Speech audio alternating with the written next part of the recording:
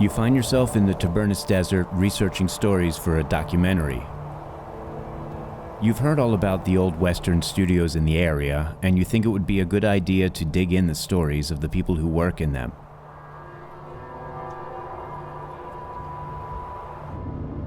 So you head over to one of them, and while you're at it, give one of the cowboys a lift who happen to be going there for work. Luego también estuvimos filmando con Willie Nelson el $1 por los muertos. Aquí siempre ya se han filmado, ¿no ves? Ahora ya verás lo bonito que es. You do some shots of the studios and their surroundings, but soon enough you realize that they are basically tourist traps. A las 2:30 tendrá lugar espectáculo western en el interior del salón.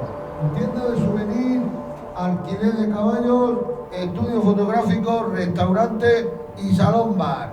With poorly scripted Western shows.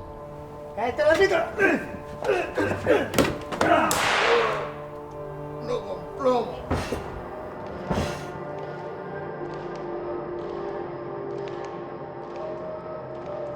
And while you watch the can-can dancers, you realize that you don't really want to do a documentary about sadness, and start second-guessing the whole trip.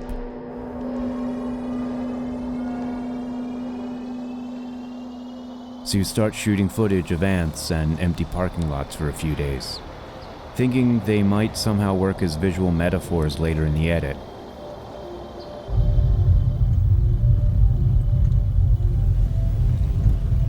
And you end up getting lost in the desert while driving and filming with your phone at the same time.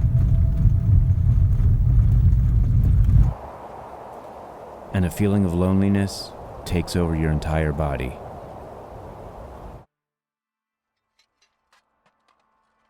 But when you ask for directions from these two guys fixing a sign, they leave the frame and you find something intriguing about it. And you have this weird feeling that your luck is about to change. So you get back in the truck with them, and you head back to their house. They turn out to be British expats who bought this land a while ago and live completely off the grid. It's two 12-volt banks of 4, and they supply, under here, the batteries. This set we use through an inverter, which gives us our 240-volt supply for all the internet. When we want to run the projector, we join those two sets up into series and turn them into 24 volts and then run them through another inverter under here, look. So you end up spending the afternoon with them and asking them to show you their treasures. This belonged to my grandfather, and it's the only thing I've got of mine. I have no photos of family or anything. Only this is all I've got of my family and my past. And with this you can fire darts easily from here to the end of this room, and they stick in. So old now, the sound is going. It's got a little tiny faded voice, but it still works. So you start thinking that these people are quite interesting, and maybe your documentary should be about them instead of the Western studios. I mean, just look at this guy, whose name is Laurence Burton, by the way. He has a boat for a bathroom ceiling. See, there's the bath, and this is the roof. Boat. And he's pretty good with the recorder as well.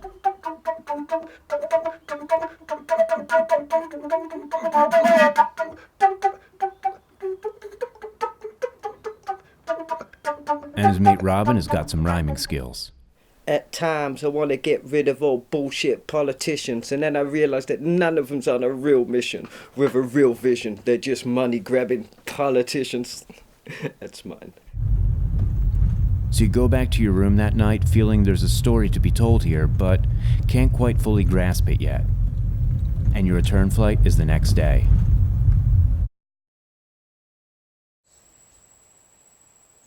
The next morning, you go back to Lawrence's to say goodbye before heading towards the airport, and he shows you his sketches for his gyroscopic propelled flying saucers. Huh? This central gyroscope here is the primary accumulator, And all of these three are secondary, third, quaternary, contra-rotating, spinning weights that accumulate mass. This is the big battery, but of course it's also a generator, because when you want the power, you draw it off the spinning mass. And where you draw it to these outer ones, which are tilted into the direction of required motion. What have you got? A craft that need never come down till you want it to come down.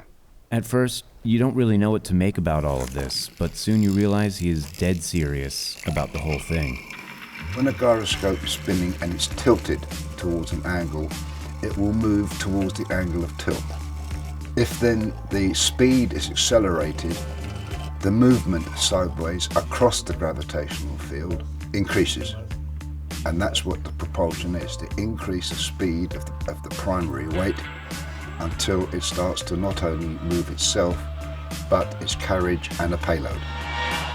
These vehicles will not be burning up the atmosphere, they will not be raping Mother Earth for her natural oils. I don't give a damn really who builds it even, and it's for anybody to pick it up, make it, produce it, sell it, patent free, belongs to the world. And although Laurence can be very convincing, you can't avoid being skeptical about the whole thing, so you start researching gyros online. As it turns out, loads of people have similar ideas, but one guy stands out. Eric Lathwaite.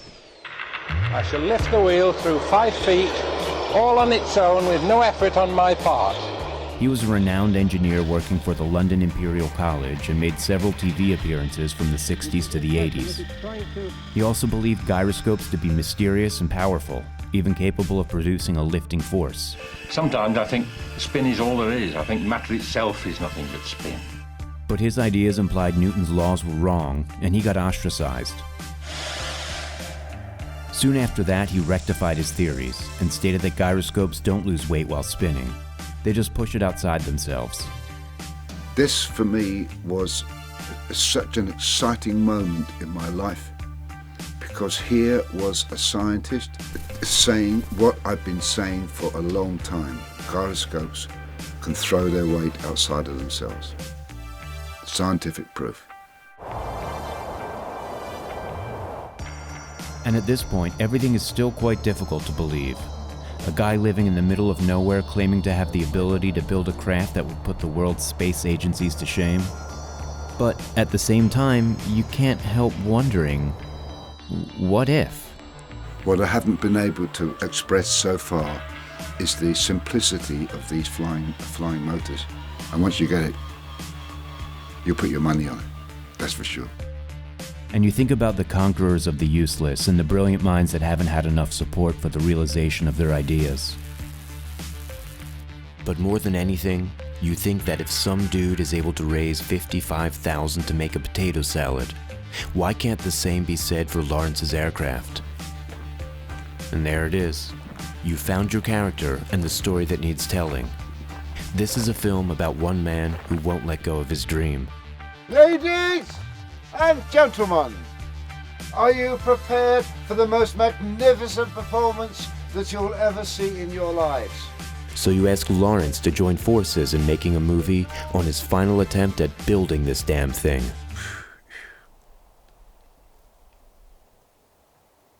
I suppose after all this time, what can I say? It's why the hell has it taken you so long to get here?